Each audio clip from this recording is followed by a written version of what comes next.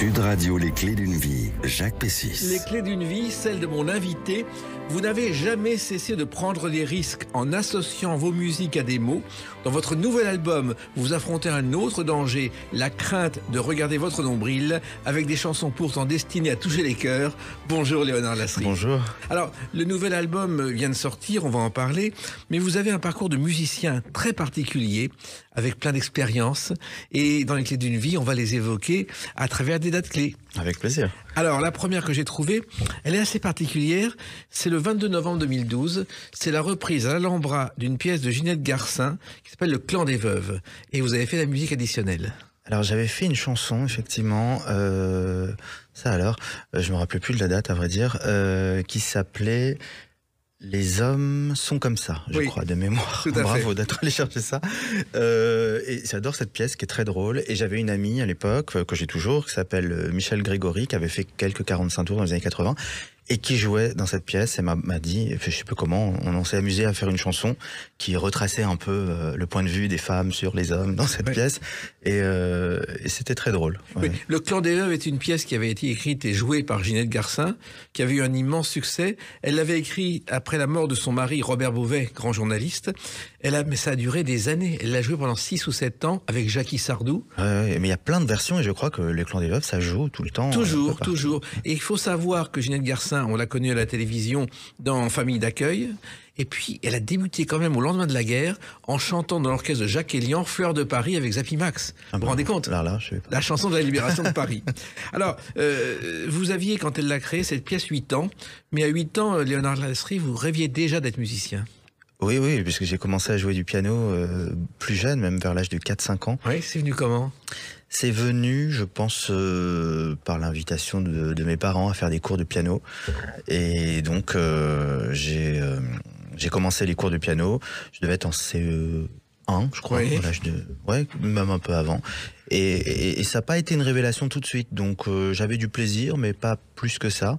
C'est 2-3 ans plus tard, à la découverte du piano avec une dame un peu plus âgée, très très folklorique, qui avait une méthode peu conventionnelle, et en fait elle m'a fait vraiment aimer et avoir le plaisir de retrouver l'instrument et de jouer avec elle. C'était quoi comme méthode ? Pas de méthode, pas de méthode. Une méthode différente, beaucoup plus ludique, où c'était moins sévère sur le solfège. On jouait des polkas, on jouait des choses un peu drôles. Elle sortait des chansons, justement, de la vieille chanson française d'après-guerre. Enfin voilà, et on faisait des 4 mains. Et c'était vraiment très sympathique. Et donc j'avais une joie à retrouver cette dame et avec qui je suis resté en contact jusqu'à son décès d'ailleurs. Et c'est vrai qu'elle m'a donné le goût. Du coup, j'ai peut-être arrêté les cours avec elle alors que j'étais encore très jeune, j'avais peut-être 10 ans, 11 ans, et j'ai eu envie de continuer tout seul parce que j'avais une oreille, pas parfaite, mais pas absolue, mais qui me permettait de découvrir des mélodies, de les retranscrire, de jouer et d'inventer mes propres airs, évidemment. Donc, Et vous considériez Léonard Lasry comme un mélodiste et pas comme un musicien, c'est très différent. Oui, parce que j'ai beaucoup de respect pour les grands musiciens qui étudient la musique vraiment dans tous les sens, et c'est pas mon cas. Moi, c'est vraiment l'instinct de jouer comme je le sens, comme je le ressens, ce que j'ai au fond de moi, et d'entendre des mélodies et de les créer ou de les retranscrire, etc. Donc c'est vrai que c'est surtout l'amour de la mélodie qui m'a fait aller et continuer la musique. Oui, la tradition des mélodistes traînait dans la rue, une musique lui venait, il la composait immédiatement.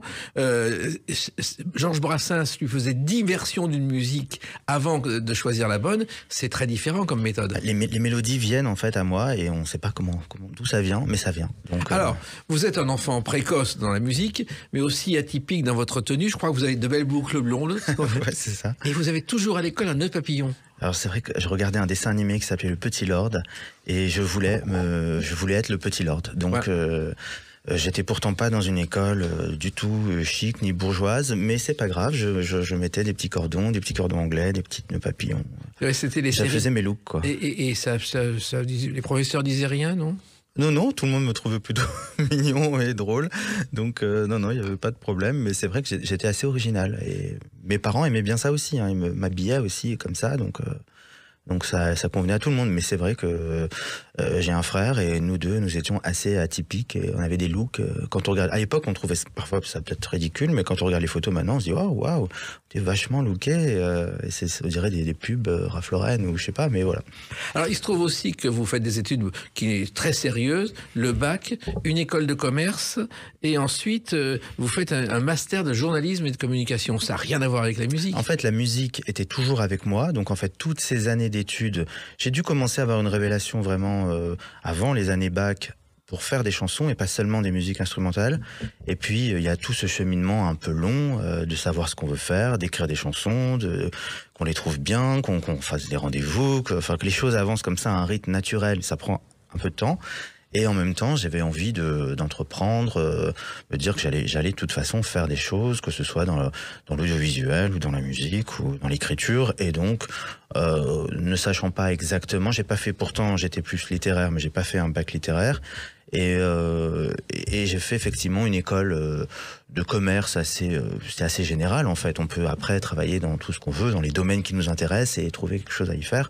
Et moi, c'est vrai que j'avais soit l'envie de travailler dans la mode ou dans la production audiovisuelle ou monter un label de musique ou d'édition. Voilà. Et vous aviez une particularité, Léonard Lasserie, qui peut être liée à une émission de télévision des années 60, dont voici le générique. Je ne sais pas si ça vous dit quelque chose, Histoire sans parole. Ah non. La musique de Jean Vienner, qui était une émission très suivie de Solange Petter, où on passait les films muets des années 50 et des années 30. Ça a été magnifique. Et pourquoi je dis ça? C'est parce que vous considérez au début de votre carrière que la musique, et c'est bien, mais les paroles, ça sert à rien. Alors, je sais pas si je disais que ça servait à rien, mais c'est vrai que j'étais obsédé par la musique instrumentale. Et je voulais... j'écoutais pas, bizarrement, de chansons jusqu'à peut-être mes 10-11 ans. J'écoutais énormément ou alors des musiques, des choses classiques, la flûte enchantée, des choses en allemand que je comprenais pas. Je sais pas, j'étais peut-être à l'époque trop jeune pour être à l'aise avec... le verbe, j'aimais un peu des chansons, on en écoutait quand même, et je suis quand même de la génération du Club Dorothée, donc on écoutait des chansons. Mais c'est vrai que j'aimais beaucoup écouter la musique classique. Et vous achetiez à peu près 10 disques par semaine à une époque. Et c'est vrai qu'après, un petit peu après, dès le collège, j'allais dans les disquaires de la rive gauche parisienne, trouver justement dans les disques d'occasion, etc. Et j'ai commencé à me faire ma culture musicale et découvrir, et en même temps, je rythmais ma vie par l'achat de disques et découvrir les chansons et le contenu. Là, je mettais la semaine à épuiser ce que j'avais trouvé et ça me faisait tenir en même temps pour bien travailler à l'école, être content et avoir vite hâte d'être le week-end pour aller retrouver encore qu'est-ce que j'allais chiner et découvrir. Et l'avenir musical, alors normalement vous auriez dû rentrer dans une maison de disques comme beaucoup d'autres, c'était pas du tout votre but, vous vouliez créer un label, ce qui n'était pas si courant à l'époque.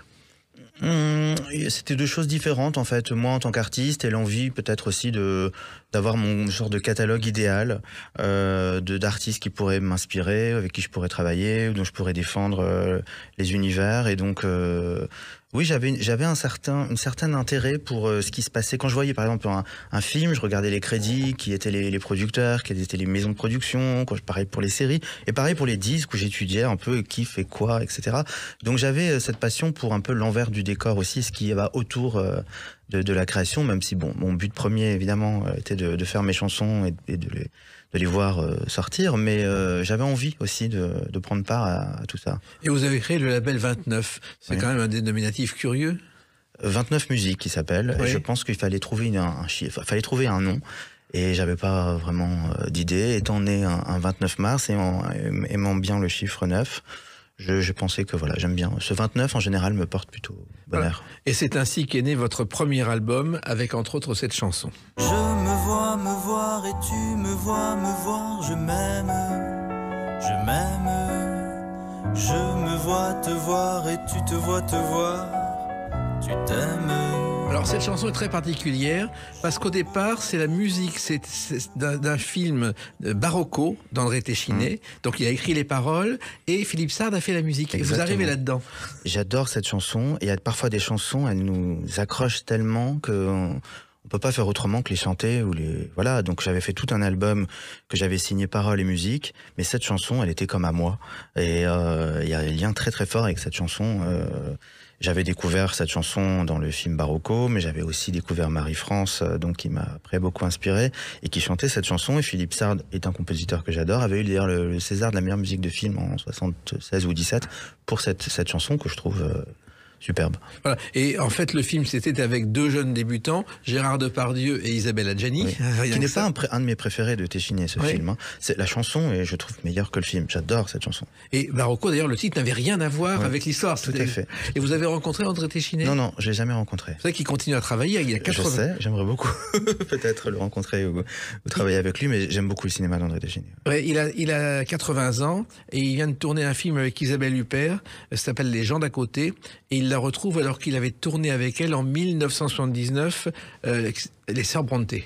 C'est quand même un parcours étonnant. Ouais. Mais la musique, après ce premier album, vous avez envie de continuer, ça vous a donné envie de poursuivre. Après ce premier album, effectivement, les choses étaient lancées. Enfin, même un peu avant cet album-là, en fait, j'ai commencé à rentrer dans une mécanique où je me suis dit que j'allais faire des chansons, que ça allait rythmer ma vie. Et c'est vrai que, oui, quand cet album-là est sorti, je pense qu'il y avait déjà l'idée de faire un autre album et je savais que ça allait pas me quitter. Voilà. Et d'autres personnes sont intervenues dans votre carrière. On va en parler à travers une autre date, le 22 novembre 2012. À tout de suite sur Sud Radio avec Léonard Lasserie. Sud Radio, les clés d'une vie, Jacques Pessis. Sud Radio, les clés d'une vie, mon invité Léonard Lasserie. Nous parlerons tout à l'heure de votre nouvel album, mais votre parcours atypique de musicien qui a commencé à 10 ans s'est poursuivi et il y a une date importante, c'est le 22 novembre 2012. Ce soir-là, il y a des vidéoprojections à l'atelier Mireille Berther au Zidi, dans le 6e arrondissement, un atelier de peintre, et vous faites des images, vous faites de la musique sur des images. Effectivement, tout ça est lié à un album qui a joué un rôle assez important pour moi, qui s'appelle L'Exception, qui était sorti cette année-là d'ailleurs. Et c'est le début de ma rencontre avec Elisa Point, avec qui j'ai commencé à former un tandem.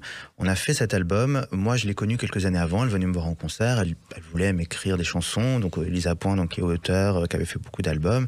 Et j'aimais beaucoup ce qu'elle faisait, mais je cherchais pas spécialement à travailler avec elle. Et elle a commencé à venir me voir en concert, elle m'a donné des chansons, et puis on savait pas trop où ça allait aller. Et en même temps, c'était bien juste de se fréquenter sans savoir exactement qu'est-ce qu'il allait advenir de tout ça. Et en même temps, moi, je me prenais de passion pour sa discographie. J'avais comme mes chansons préférées de ses albums. Et je lui ai proposé, comme une première danse qu'on ferait ensemble, de chanter ensemble mes chansons préférées de ses disques à elle et réarranger un peu à ma sauce, etc. Et donc on a fait cet album qui s'appelle L'Exception, qui est une sorte de tournant quelque part. Et j'ai fait une interview il y a quelques jours où on m'a dit c'est un tournant dans votre discographie. Le journaliste avait analysé tout le parcours. Et oui, effectivement, en réfléchissant, c'est un tournant. Et c'était une époque où j'avais fait beaucoup de scènes avec les deux premiers albums. Toutes les petites salles à Paris, les showcases avec la Fnac, Cultura, toutes les semaines. Enfin, j'avais un peu épuisé tout ce qu'on peut faire pour se faire connaître avec deux premiers albums. Et puis, et avec Elisa Point, elle m'a dit, moi je fais plus de scène, enfin elle donc, et elle m'a dit on va faire autre chose, elle me présente Gérard Courant, qui est donc un cinéaste connu pour des petits films muets qu'il a fait avec tous les acteurs, énormément de personnalités, un millier d'acteurs, je pense, ont fait ces petits films qui s'appellent les cinématons, et qui fait des sortes de remix vidéo d'images du patrimoine. Et on décide alors de faire un projet esthétique en hommage au cinéma des années 60, français et italien, et de faire comme des remixes d'images sur nos chansons. Donc parfois il y a des scènes qui sont des scènes pas du tout cultes, de films pas du tout cultes, mais avec des acteurs cultes, revisitées, ralenties sur nos chansons. Tout d'un coup ça prenait une dimension, les gens disaient waouh, qu'est-ce que c'est que ce film avec Brigitte Bardot ou avec Monica Vitti, etc. Et donc voilà, il y a eu tout cet hommage esthétique et on a projeté ça ça a invité les gens à venir découvrir nos chansons, qui étaient malgré tout des inédites ou pas connues, qui étaient parfois des chansons vraiment les plus méconnues du répertoire d'Elisa Point, qui n'est déjà pas très populaire, mais que les aficionados affectionnent beaucoup. Et donc, c'était une façon de les inviter au rendez-vous d'un écran, à découvrir notre musique. Et c'était autre chose que de se produire encore dans toutes ces salles, etc. Et donc là, on a été dans des musées, dans des galeries, on a même voyagé un peu. Et effectivement, cette date à laquelle vous faites référence, c'était chez Mireille Berther Zidi, qui est l'épouse de Claude Zidi, qui nous avait reçus dans son très beau, qui est une peintre de grand talent, et qui nous avait reçus dans son atelier pour faire également une projection et inviter les gens dans cette... Donc c'était très beau parce qu'il y avait tous les grands tableaux de Mireille sur les côtés, et on était là et les gens regardaient l'écran avec ces images magnifiques du cinéma des années 60. Et on écoutait cette chanson. Tes deux mains sont ma bouche, mes deux yeux sont ton cœur, Ton silence, un baiser.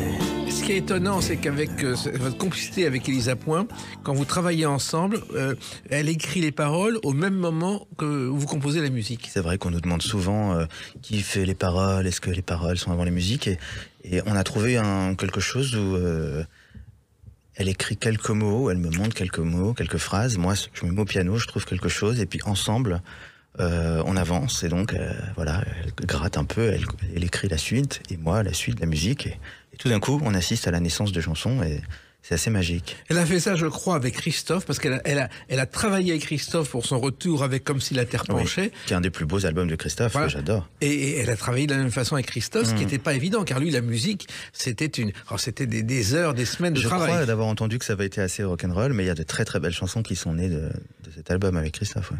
Il y a eu un autre album, d'ailleurs, Le cinéma d'Elisa Point. Oui, alors ça c'est quelques années plus tard. C'est vrai que donc cette passion pour le cinéma qu'a Elisa est vraiment très très très forte. Déjà son écriture est très cinématographique. Et puis on avait fait une chanson autour de... C'était une chanson qui rendait hommage à Audrey Hepburn. Et de là est partie l'idée de se dire, mais pourquoi ne ferions-nous pas un album consacré aux légendes du cinéma que nous aimons tant? On en a choisi 18.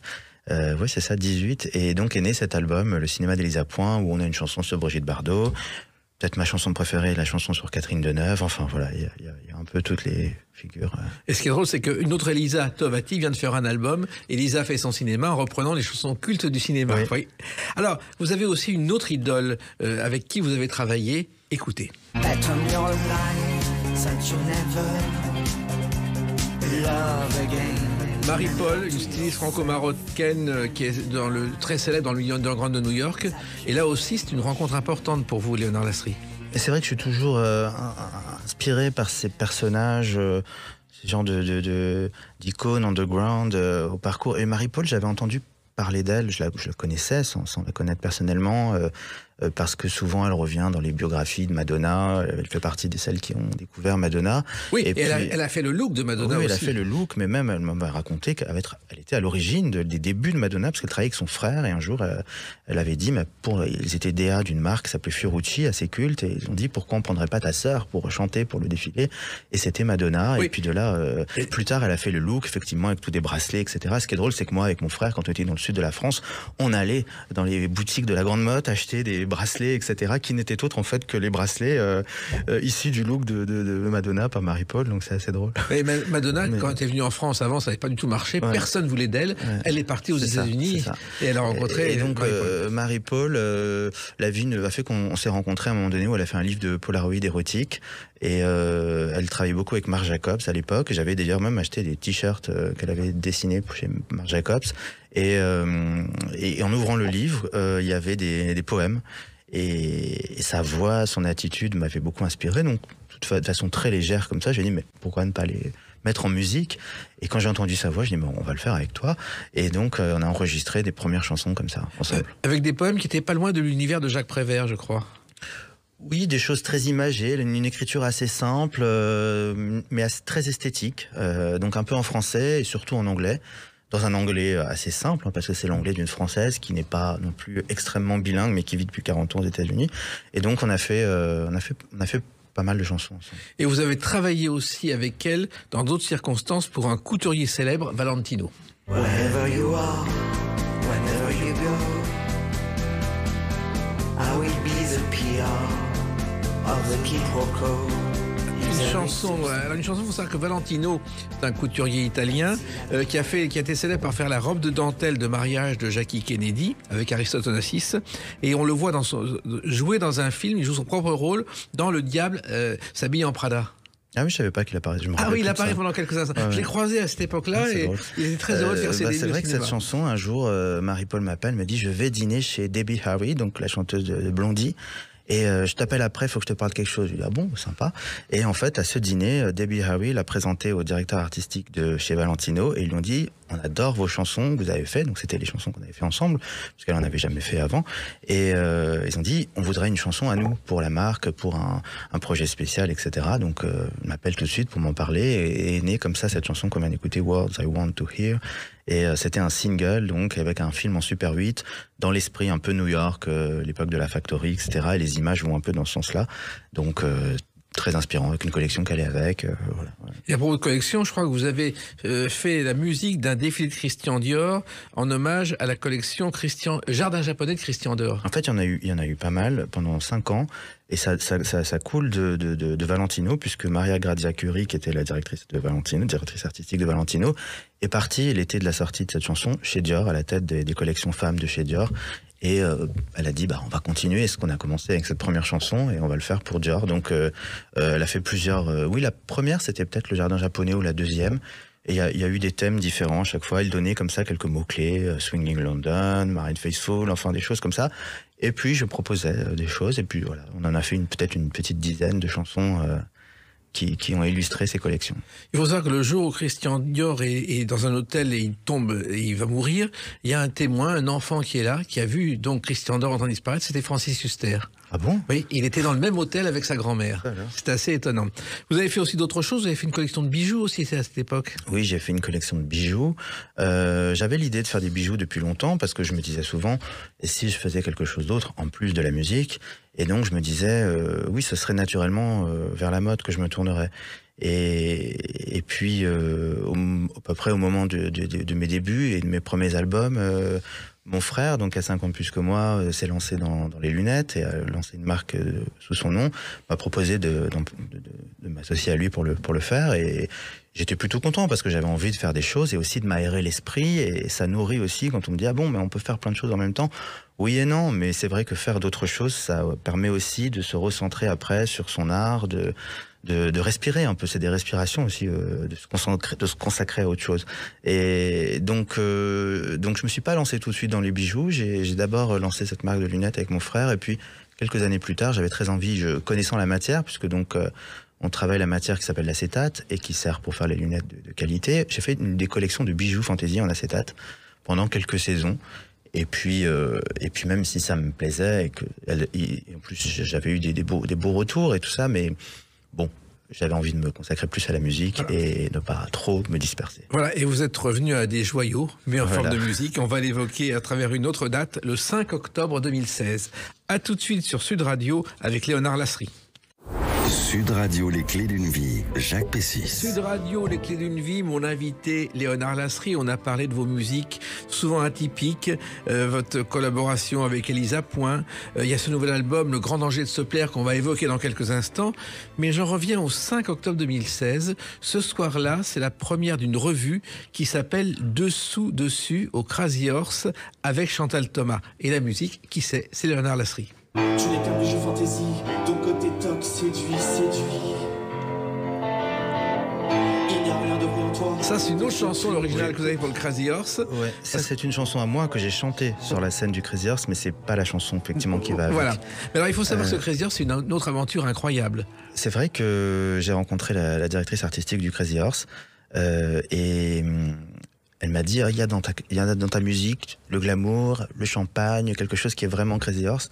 Donc ils m'ont d'abord appelé pour terminer une chanson qui était en cours pour eux et qui s'appelle Striptease-moi, qui est toujours à l'affiche d'ailleurs, et donc sur lequel j'ai eu le plaisir de travailler. Et puis après j'ai fait d'autres musiques pour une performeuse qui s'appelle Victoria Modesta. J'ai fait aussi, j'ai réarrangé des chansons du Crazy Horse. Actuellement, on a un tableau avec un morceau Marilyn Monroe avec, on entend peut-être 100 boys. Il faut savoir que les 100, en fait, c'est moi et ma voix multipliée qui fait ta ta ta ta ta ta ta ta ta. Et ça, enfin bref, il y a plein j'ai fait plusieurs travaux pour eux. Et c'est vrai que dans les valeurs du Crazy Horse, en fait, vont bien quelque part avec ma musique. Et j'aimais bien cette idée de moi garçon, venir avec mon piano et chanter mes chansons Crazy Horse. Parce que dans mes chansons, il y a quelque part quelque chose d'un peu sur la séduction, sur le glamour, etc. Et donc, il y a eu quelquefois des concerts exceptionnels au Crazy Horse. Donc, je pense que c'est ça qu'on vient d'entendre. Voilà, c'était le vôtre. Vous chantiez la chanson, l'original, et je chantais ça au Crazy accompagné Horse. par un guitariste, je crois. J'étais au piano, il y avait une guitare électrique. Oui, alors, j'en reviens donc à cette soirée du 5 octobre 2016. Chantal Thomas, qui est donc spécialiste de la mode, est choisie pour la direction artistique pendant 5 mois pour fêter les 65 ans du Crazy Horse. Car on a un peu oublié, avant il s'appelait le Crazy Horse Saloon, et Alain Barnardin l'a créé en 1951 parce qu'il aimait les westerns, et il voulait faire c'était un peintre, il voulait faire des tableaux vivants. Les premières danses du Crazy Horse, c'est des tableaux vivants. Ça se voit dans c'est vraiment ça. Et le Crazy Horse a quelque chose, il y a des moyens beaucoup plus simples que dans les autres cabarets parisiens comme type Moulin Rouge ou le Lido quand c'était encore des revues, mais les lumières et tout l'art des lumières en fait du Crazy Horse et les tableaux que dessinent les filles, les chorégraphies sont extrêmement réussis, très très inspirants, et ils sont vraiment pour moi beaucoup plus haut de gamme que les moyens techniques qu'il peut y avoir ailleurs. C'est assez magique, quoi. C'est pour ça qu'on parle des lumières mythiques du Crazy Horse. C'est pas pour rien, en fait. Il y a vraiment un savoir-faire, il y a une magie qui se passe dans ce lieu, et tout converge en fait à ça. Donc le choix des musiques, le choix des filles, des chorégraphes, etc. Oui, ce qui est étonnant avec le Crazy Horse, c'est que dans les années 70, tous les soirs, tout Paris était là. Johnny Hallyday et Michel Polnareff étaient souvent là. Je crois qu'ils avaient une liaison avec une jeune danseuse qui s'appelait Rosa Fumetto.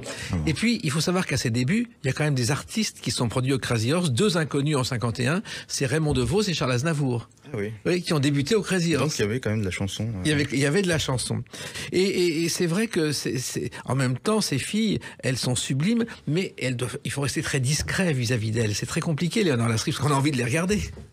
On les regarde, mais ce sont des éléments d'un tableau, en fait. C'est tout global, quoi. Il y a pas, c'est d'ailleurs pour ça qu'elles ont presque toutes le même corps, elles ont des perruques qui les uniformisent. Quand on y va souvent, on remarque évidemment le visage et chacune met quelque chose de personnel, mais il y a quand même un effet de troupe, vraiment, c'est très visuel, quoi. Oui, et puis les filles sont très protégées, elles arrivent là-dedans, je crois qu'il y a une pointeuse tous les soirs pour l'entrée, et sur leur salaire, on prélève quelque chose qui est un livret, leur caisse d'épargne, pour que le jour où elles partent, elles aient quelques économies. Ah bon, bah ça, alors c'est des détails que j'ignorais. C'est Alain Bernardin qui avait mis ça au point. Ouais. Alors, il y a eu le Crazy Horse, alors que vous n'étiez pas fan de sortir le soir dans les discothèques parisiennes comme le Crazy Horse. Non, je connaissais le Crazy Horse, mais bon, voilà, le Crazy Horse, quand on ne travaille pas avec, on y va une fois, et puis bon, voilà, j'y passais pas mes nuits, non, mais j'adore la revue. Et il y a un autre lieu parisien aussi que vous avez fréquenté, c'est Castel, car chez Castel, on vous a donné une carte blanche mensuelle. Exactement. Comment c'est né, ça ? C'est né à un moment donné où Castel a commencé à vouloir un peu se diversifier et accueillir des rendez-vous culturels. Ils ont monté un prix littéraire et ils se sont dit pourquoi ne pas commencer aussi à mettre un peu de musique et faire vivre le lieu différemment. Et donc on m'a proposé de faire un concert, et c'est vrai que moi, le catalogue de mon label se développait, et cette année-là, il y avait une certaine quantité de sorties d'artistes qui sortaient leur album chez moi, et donc je me suis dit, mais pourquoi pas finalement ne pas faire une sorte de résidence où je pourrais inviter justement ces artistes à venir faire des lives, et puis moi-même, et à cette occasion, on s'est dit, mais pourquoi ne pas faire la chanson Castel, puisqu'il y avait des chansons qui ont cité Castel comme celle de Jacques Dutronc, J'aime les filles, etc. Mais il n'y avait pas de chanson réellement qui rendait hommage à Castel. Donc ils m'ont demandé de le faire, je l'ai fait, et il y a eu cette série de dates qui continue de temps en temps, mais de façon épisodique, maintenant plus sous forme de résidence. On a tenté la chance à boire de grands airs froids, espérer à distance ce qui ne s'explique pas, immobile ou en transe les beautés de la nuit, danse dans nos silences, nos plus longues insomnies. Ah, c'est une chanson qui évoque ce lieu mythique. Il faut savoir que Jean Castel a créé ce lieu dans les années 50, que c'était le rendez-vous du tout Paris. Le soir, on est à la table, à l'entrée, il y avait Lelouch, Johnny, Sardou. C'est là où Philippe Junot a rencontré Caroline de Monaco pour l'épouser. Et puis un soir, chez Jean Castel, il faisait des dîners, je ne sais pas si vous le savez, oui. Il faisait des dîners de cons. Et Francis Weber a été invité un soir, et c'est comme ça qu'il a eu l'idée de faire le film. Vous n'avez pas connu Jean Castel ? Non. Ah, c'était une fête permanente dans Paris. C'était un personnage incroyable. J'en ai beaucoup entendu parler, mais... Alors, il y a eu donc Castel, et puis il y a eu d'autres musiques étonnantes. Vous avez fait un jour une musique pour les Galeries Lafayette, Léonard Lasry. Oui, c'était une exposition. Igloo. Et c'était une musique instrumentale. Hein. C'était un Comment c'est thème venu, au piano. C'est étonnant. Alors, c'est venu... Il y avait une exposition à Nounours pour Noël. Oui, c'était quelque chose de caritatif, je ne saurais plus dire pour quelle association. Et il y avait une exposition d'artistes d'art contemporain qui réalisaient une installation. Et certains avaient une musique originale. Et moi, j'avais fait la musique originale d'une installation. Pour l'art contemporain. Voilà, il y avait une installation, il y avait un globe avec un ours. Je ne sais plus exactement, ça fait longtemps que j'ai pas regardé les images de ce projet-là, mais j'avais fait cette chanson Igloo, cette musique que d'ailleurs les gens aimaient bien. Et du coup, je l'avais rajoutée sur un album parce qu'il y a encore des gens qui me parlent de cette mélodie. Oui, donc, et ce qui est étonnant, c'est que l'art contemporain, au départ, c'est quelque chose de très, très, très fermé. On n'y entre pas comme ça, mais vous avez réussi à le rendre un peu plus populaire. Moi, je trouve que la musique peut accompagner énormément de choses. Donc, ça peut accompagner tout à fait une œuvre d'art, un défilé ou une publicité, enfin, plein de choses. La musique teinte, en fait, change les couleurs un peu de la vie, de ce qu'on regarde. Donc, pourquoi pas? Enfin, oui. Voilà. Moi, j'avais cette envie de faire des chansons, mais je peux composer, effectivement, pour plein de choses différentes. Oui, à chaque fois, ce sont des expériences. Quand vous demandez d'aller chez Castel ou au Crazy Horse ou au Galerie Lafayette, pour vous, c'est très différent. C'est pas simple de... C'est une autre histoire à chaque fois, mais voilà, il y a des histoires à raconter, du moment que ce soit inspirant, oui. Oui, mais comment on passe d'un univers à l'autre? Eh bien, on regarde, en fait, tout simplement, qu'est-ce qu'on a en face de soi, et puis on voit si ça nous inspire quelque chose, mais... C'est pas très, c'est les univers qui sont différents. Après, moi, je suis le même et je fais quelque part la même chose, mais j'essaie de faire du sur-mesure. C'est comme composer pour des artistes très différents. Bah, on est porté par la même énergie, mais en même temps, la personne qu'on a en face va nous faire créer quelque chose d'autre. Voilà. Et ça vous empêche pas de continuer à composer des chansons comme celle-ci. Partout où je passe, quelqu'un disparaît. Un beau gosse trépasse, un autre apparaît. Tendre assassine, Marie-France. Oui. J'aime beaucoup cet album. Ouais. Alors, Marie-France, il faut savoir, elle a commencé à l'Alcazar en 69, quand Jean-Marie Rivière a transformé une imprimerie en cabaret. Elle a été meneuse de revue. Moi, je me souviens d'elle à l'Alcazar en 70. C'était la star de l'Alcazar. Moi, je l'ai découvert un peu tard, parce que c'est vrai que j'aurais pu la découvrir dans les années 90, où elle était assez active, mais elle était peut-être trop underground pour que moi, adolescent de 13-14 ans, je tombe sur son existence. Un peu plus tard, à l'âge de 20 ans, peut-être, j'ai commencé à regarder un peu les photos de Pierre et Gilles que j'adorais. Je voyais Marie-France. Je lisais parfois des interviews d'Étienne Dao qui mentionnaient Marie-France. Et donc, je commençais à me dire, mais qui est cette Marie-France? Et en même temps, je la voyais dans les bacs, justement, de tous ces disquaires où j'allais. Je voyais ce 10-39 de fièvre, Marie-France, en robe rouge, devant une Cadillac. Et tout. Je me dis, qu'est-ce que c'est? Qui c'est? Et puis un jour, je suis tombé justement sur On se voit se voir, la chanson dont vous avez parlé au début de l'émission. Et j'ai découvert que c'était Marie-France. Évidemment, moi, quand j'aime quelque chose, j'y vais à fond. Donc, je découvre, j'achète tous les disques, j'achète la biographie, je me documente. Et voilà, un jour, la vie a fait que je me suis dit, mais j'adore cette femme, j'adore sa façon de chanter. Et il y a tout un monde, en fait. Il y a Frédéric Botton, il y a des compositeurs géniaux qui ont composé pour elle, enfin, etc. Et c'est toute une espèce de constellation après d'artistes et d'univers qu'on découvre. Et Marie-France, ce qui est formidable, c'est qu'elle a été la première personne à m'inviter chez elle. Alors, je n'avais encore pas sorti mon premier album. Et elle a écouté mes maquettes. Elle m'a dit, mais c'est incroyable, vous me faites penser à Frédéric Botton, justement. Oui. Et donc je commençais déjà à être assez fan de Frédéric Botton. Qui a fait toutes les revues de l'Alcazar et du Paradis Latin. Qui a écrit pour toutes les actrices, etc. Et d'ailleurs, je vais bientôt rééditer sur mon label un concert inédit de Frédéric Botton. Voilà, c'est une info inédite. Et voilà. Et donc Marie-France a été la première à venir chanter avec moi sur mon premier album, et notre relation a évolué. Et cette chanson Tendre assassine, c'est un album qu'on a fait ensemble en 2019, qui était donc enfin, après toutes ces années d'amitié, le premier long format sur lequel on collabore ensemble. Et il y a aussi une autre actrice avec qui vous avez chanté. Si tu m'accordais l'inimaginable de tous mes souhaits, tu es Charlotte Rampling, la Via Condotti, qui est la grande rue à Rome de la mode. D'ailleurs, où je crois que pour la première fois, Gucci s'est installé, c'était au numéro 8 en 1921. Ah, c'est possible, il y a toutes les maisons de mode Via Condotti. Et c'est vrai que quand on a fait cette chanson avec Elisa Point, on a imaginé une actrice, finalement, dire ces mots sur les couplets et moi chanter les refrains. Dans un monde idéal, c'était Charlotte Rampling, et puis en fait la réalité a fait que c'est devenu la réalité. Et vous avez même fait la une du Financial Times. On a fait, c'est-à-dire que suite à Via Condotti, Donc Charlotte Rampling, ça a très bien collé, effectivement. Elle a senti que c'était pour elle, donc j'ai proposé d'autres chansons au cas où. Elle a dit non, ça c'est pour moi. Oui, bien sûr, c'était exactement pour vous. Et on a enregistré cette chanson et j'ai senti qu'elle avait peut-être l'envie de refaire un projet à elle tout entier, d'autres chansons. Elle avait fait dans le passé un disque. Et donc, il y a eu tout un album entier qui s'appelle De l'amour, mais quelle drôle d'idée, qu'on a imaginé pour elle, Elisa et moi, et qui est sorti. Effectivement, il y a eu, c'est une de nos plus grandes actrices internationales. Donc, effectivement, il y a eu une promo internationale, des retombées parfois dans des pays qui demandaient l'album Charlotte Rampling. Je voyage en Allemagne, j'en vois partout dans les magasins, etc. Donc, oui, c'était une très belle aventure et je suis très, très, très fier de cet album. Voilà. Et puis, il y a une chanteuse aussi qui est une star pour qui vous avez récemment composé des chansons. Merci pour le regard, je me sentais sale ce soir. Marchons un peu dans la nuit, loin de la foule. Même si Sylvie Vartan vous a fait confiance, c'est extraordinaire. Oui. Sylvie Vartan, c'est une superbe rencontre. C'est une très très belle rencontre de ces dernières années. Et elle cherchait des chansons pour son 50e album. 50e, c'est incroyable.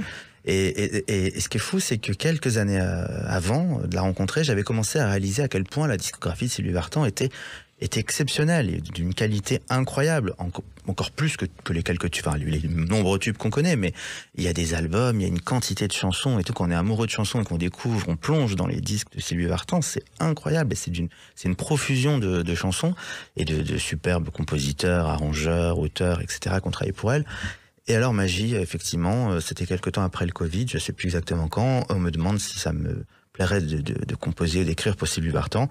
Et moi, je réponds oui, bien sûr, mais je voudrais bien la rencontrer, voir si on va s'aimer, on va s'entendre, comment on va passer, parce qu'on ne sait pas l'image. Bien sûr, l'image, elle a l'air sympathique, etc. Mais je ne savais pas exactement comment on pourrait échanger pour créer quelque chose ensemble et pas que ce soit juste donner des chansons par mail ou sur une clé USB pour que, écoute, non, ça, j'avais pas envie. Je sentais qu'avec Sylvie Vartan, il fallait quelque chose qui soit vraiment lié au cœur, parce que c'est très intime. J'adore quand elle chante des chansons très intimes, comme Mon Père ou La Maritza, etc. Et donc, je voulais vraiment avoir l'impression de la sentir un peu. Et on s'est rencontrés un soir et ça a tellement bien matché. On devait faire une chanson et finalement, on a fait pratiquement la moitié de l'album ensemble. Voilà. Et puis, ça vous a quand même laissé un peu de temps pour faire votre album qu'on va évoquer à travers la date du 9 février 2024. À tout de suite sur Sud Radio avec Léonard Lasserie. Sud Radio, les clés d'une vie, Jacques Pessis. Sud Radio, les clés d'une vie, mon invité Léonard Lasserie. On a parlé de toutes vos collaborations, Charlotte Rampling, Sylvie Vartan, Elisa Point, bien sûr. Et puis, 9 février 2024, sortie d'un nouvel album qui s'appelle Le grand danger de se plaire. Déjà un titre particulier, pourquoi ce titre ? C'est le titre d'une chanson. Alors c'est amusant parce que certains pensent qu'il s'agit de se plaire à soi-même. Oui. Bon, bien sûr, oui, pourquoi pas, mais en vérité, ce titre, c'est plutôt le grand danger de nous plaire, en fait, de plaire à l'autre, de se jeter dans la grande comédie de la séduction, voilà, c'est un risque de toute façon, et oui, c'est un danger. Voilà, et ben se plaire, c'est justement le titre de la chanson, vous l'avez dit, on l'écoute. Le grand danger de se plaire ne pourra être évité. Inutile de fuir, c'est clair. Presque aussi fort qu'un baiser. Alors c'est la chanson que vous avez choisie comme titre de l'album parce que c'est votre chanson préférée de l'album, tout simplement. Oui, c'est la première qu'on a écrit pour cet album et bon, j'aime vraiment cet album. Bon, on dit toujours ça, bien sûr. Dès que je dis ça, on me dit ah oui, chaque album on dit que c'est le dernier qu'on préfère, mais c'est vrai que cet album vraiment est ce que je préfère, je pense, de tout ce que j'ai fait et c'est peut-être ce qui me représente le plus, en fait. Chaque chanson, donc oui, j'aime vraiment cette chanson peut-être un peu plus que les autres, mais pas tellement, parce que chaque chanson de cet album, c'est vraiment un morceau de moi et quelque chose de très, très intense. Oui, et vous avez d'ailleurs dit que si on n'aime pas cette chanson, c'est pas la peine d'écouter la suite. Oui, c'est vrai qu'il y a des chansons, elles nous représentent tellement, que je veux dire, si on ne supporte pas cette chanson, bon, peut-être on peut trouver une autre chanson dans l'album, mais non. Enfin, bon, il y a quand même, il y a un verbe, il y a une mélodie, il y a une voix, etc.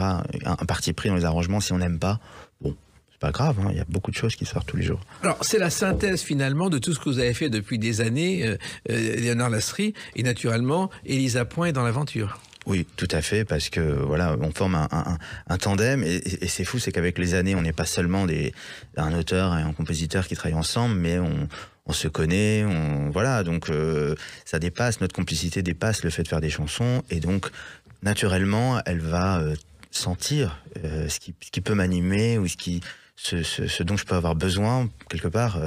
Et donc mon envie de chanter ces textes, en fait, ça vient très très dans un élan très fort, en fait. Et là, c'est vrai que cet album-là, il y a eu, je crois, aucune chanson qu'on a écartée. Toutes les chansons sont tombées encore plus justes que justes, et c'était vital de les chanter. C'est presque un aboutissement vital, alors? Oui, cet album, c'est vrai que on n'est pas à l'heure des bilans encore, je suis trop jeune pour ça, mais c'est vrai que cet album, c'est quand même, une sorte de... C'est une nouvelle page, et quelque part, c'est aussi peut-être la pièce montée de tout ce qu'il y a eu avant, parce que cet album, c'est très très important pour moi. Il y a un album beaucoup plus grand public que les précédents? Je sais pas, on verra, mais il y a quelque chose, oui, effectivement. Peut-être après aussi dans le son, il y avait toujours une intention pop dans ma façon de composer, dans mes mélodies. Peut-être que cette fois-ci, le son et la réalisation prolongent cette intention qui était avant bloquée plutôt dans un format plus chanson, un peu plus traditionnel, peut-être légèrement plus sérieux. Et là, c'est vrai que je suis très heureux aussi de la réalisation de cet album que j'ai fait avec un garçon très talentueux qui s'appelle Louis Rémy. Et on a trouvé vraiment... On a d'abord essayé sur Le Grand Danger de se plaire, justement. Je savais un peu vers quoi je voulais aller au niveau du son. Et après, j'ai tellement aimé que je me suis dit, on va faire tout l'album ensemble parce que je ne vois pas mélanger d'autres façons de faire. Et donc, oui, j'avais aussi envie de nouvelles chansons à chanter sur scène, puisque c'est quand même aussi mon souhait le plus cher est de chanter sur scène les nouvelles chansons, les mélanger aux anciennes. Et c'est vrai que maintenant, je commence à avoir pas mal de chansons de mon répertoire, donc c'est un plaisir de voir qu'est-ce que je vais chanter sur scène et comment je vais mélanger. Justement, là, on prépare le prochain concert et on choisit quelles chansons de cet album, une grande partie, vont se mélanger, se mêler, faire revivre ou éclairer parfois d'autres chansons des albums d'avant. Donc, non, c'est un plaisir, voilà. Alors, il y a dans cet album plusieurs chansons qui vous ont inspiré et qui ont inspiré Elisa Point, notamment celle-ci, Pas la même mémoire. Nos derniers souvenirs font presque bande à part. Mais a-t-on vu venir le meilleur comme le pire de nous être tant aimés?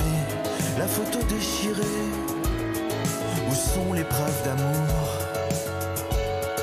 L'assassin court toujours. Alors, il y a un clip de cette chanson, oui. Et cette chanson sur la mémoire, ça veut dire est-ce que la mémoire est changeante? Qu'est-ce qui vous inspire? La mémoire est changeante parce que quand on se sépare de quelqu'un, et bon, ça surtout en amour, mais ça peut être aussi en amitié ou même dans des relations filiales, chacun a l'impression d'avoir vécu quelque chose de différent et on voit après les gens raconter quelque chose qui n'est pas du tout ce que nous, on a l'impression d'avoir vécu. Donc on se dit, qu'est-ce qu'ils racontent? Qui est mytho, en fait? On ne sait pas. Et c'est un point de vue intéressant, je trouvais. Donc c'est vrai que quand elle arrive avec ce truc, pas la même mémoire, je lui dis, mais de quoi tu parles? Qu'est-ce que c'est? Et quand j'ai vu de quoi il s'agissait, je me suis dit, c'est génial, en fait, oui. C'est les derniers souvenirs font bande à part parce que chacun raconte quelque chose. Est-ce qu'on fait exprès? Est-ce qu'on fait pas exprès? Mais c'est vrai que après une séparation, vous avez l'impression d'avoir vécu quelque chose et puis l'autre personne, non, pas la même chose. Donc oui. Et même dans les livres, quand quelqu'un raconte une histoire, ça, c'est quelquefois, c'est totalement inventé. Totalement. Mais ça, la perception des choses, effectivement. Et la mémoire, diffère. La mémoire, ça vous permet aussi d'évoluer musicalement, Léonard Lasserie? La mémoire, est-ce que ça me permet de... C'est-à-dire que le souvenir d'autres musiques vous permet d'en créer de nouvelles?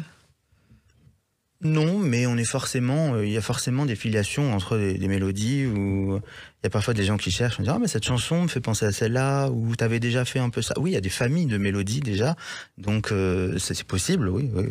Et une autre chanson de cet album parle d'amour, En passant par l'amour. En passant par l'amour, j'ai aimé le plus beau, à faire refaire le tour du moindre grain de peau. En passant par... Alors ça veut dire un album résolument doux, avec le piano simplement. Ça, c'est aussi quelque chose auquel vous teniez, Léonard Lasserie. Oui, parce que jusqu'à présent, le piano, ça reste quand même mon instrument de prédilection. Cet album est moins piano que les autres. Il y a des pianos dans les arrangements. Et ce morceau, c'est justement le morceau un peu central de l'album où on retrouve quand même une chanson piano-voix, où on est vraiment dans l'intimité, même si le reste est aussi intime, etc. Mais cette chanson, c'est une sorte d'épure qui fait un peu plus écho à mes albums d'avant, il y avait beaucoup plus de piano. Et sur la pochette, vous renouez avec le nœud papillon. Exactement, bravo. Et pourquoi? C'est un souvenir d'enfance? Alors, il faut dire que la pochette, j'ai eu le grand bonheur de faire cette pochette avec Pierre et Gilles, donc j'aimais beaucoup le travail. J'ai toujours rêvé de faire un album secrètement avec une pochette de Pierre et Gilles. Et finalement, ça s'est fait enfin pour cet album. Et quand j'ai réfléchi comment je voudrais apparaître, même si c'est quand même eux qui décidaient, mais enfin, j'ai quand même formulé quelques idées. Je me suis dit, en fait, le grand danger de se plaire, c'est aussi quelque part le grand soir de l'aventure. Et donc, le fait d'être un peu habillé, un peu plus habillé que pour tous les jours, donner un peu le ton de cet album. J'aime bien dire que cet album, il est à 23h, à 1h du matin, il est à minuit. Les autres albums étaient peut-être plus à 14h ou à 15h de l'après-midi. Donc, la tenue, elle est là pour aussi exprimer peut-être l'intensité des sentiments qui sont exprimés dans cet album. Et puis, il y a quand même un événement dans cet album, un duo avec Fanny Ardant. Un autre jour dans la nuit, un autre amour à aimer.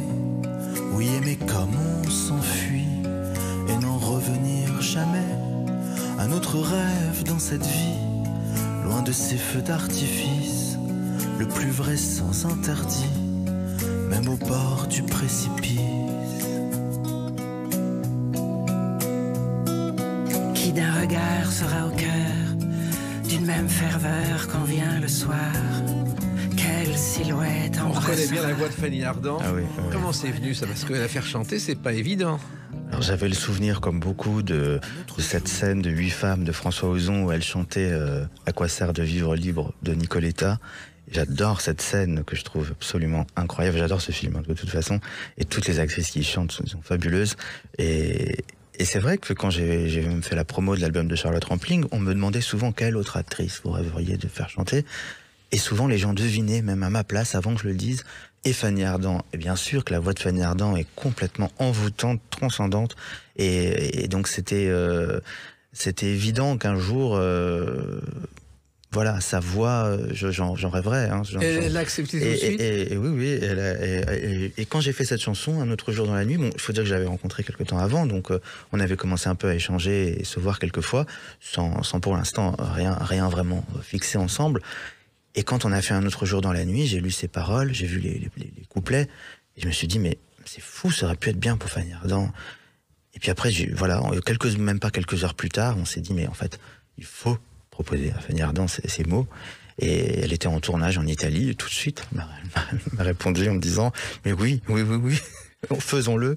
Et donc, dans une grande magie comme ça, un élan d'amitié, de complicité, on a enregistré cette chanson. Elle a beaucoup d'humour. Je ne sais pas si vous le savez, mais dans sa jeunesse, quand elle était à Londres, elle a postulé pour être bunny girl au Playboy de Londres. Ah non? Oui, elle était refusée parce qu'elle n'était pas assez belle. Elle dit « Dommage, ça m'aurait permis de gagner ma vie facilement, chanter, danser, faire l'idiote tous les soirs de 1h à 2h du matin ». C'est drôle. Elle a beaucoup d'humour. Et alors, c'est vrai que la nostalgie et la nuit sont très présents dans cet album, Léonard Lasry. C'est-à-dire qu'il y a c'est le parcours, en fait. C'est-à-dire que dans ce parcours, c'est comme une nuit d'aventure. On va traverser plein d'états. Donc, il y a le grand danger de se plaire. C'est un peu le générique. On va se lancer à l'aventure. On rencontre quelqu'un, puis finalement on se sépare, et puis on fait un mauvais rêve, donc c'est une mauvaise relation qui tourne mal. C'était bien aussi de chanter une chanson, un texte que j'aime beaucoup dans cet album qui s'appelle Un mauvais rêve, qui parle des mauvaises relations, quoi, des choses qui se passent mal et qu'on veut vite oublier. Et donc j'aime beaucoup ce texte. Et puis après ça, il y a justement le duo avec Fanny qui est la lumière dans la nuit. Finalement, Un autre jour dans la nuit, c'est ce moment, on a vécu des choses difficiles, puis finalement on repart et ça repart encore pour d'autres aventures. Donc il y a plein d'états comme ça, et puis c'est plein d'états de vibrations entre la séduction, entre les aventures, les bonnes, les mauvaises, les sentiments passagers, les choses plus fortes, les déceptions. Il y a un peu, voilà, une grande traversée dans cette Oui, musique. mais ce qui est étonnant avec vous, Léonard Lasry, ce sont les univers très différents auxquels vous avez participé. Vous avez travaillé avec Jean-Claude Dreyfus, vous avez été au Festival d'Avignon avec un excellent nageur, vous avez fait un disco pour un festival Chéri Chéri. À chaque fois, ce sont des aventures nouvelles.